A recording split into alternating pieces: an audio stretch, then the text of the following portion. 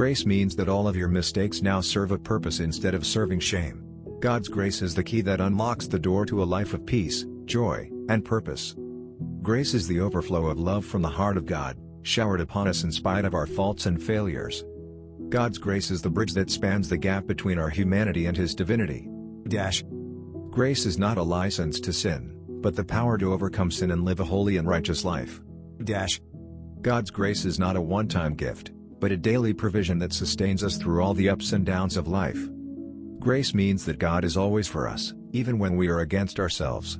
God's grace is like a warm embrace, wrapping us in His love and acceptance, no matter what.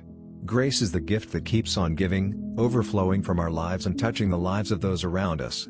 The more we understand the depth of our own brokenness, the more we can appreciate the beauty of God's grace. God's grace is not just a safety net, but a launch pad for greatness. God's grace can turn our failures into stepping stones to success. The power of God's grace is not in what we deserve, but in what we don't deserve. God's grace is not limited by our mistakes, but amplified through our surrender. The beauty of God's grace is that it can transform even the most broken areas of our lives into something beautiful.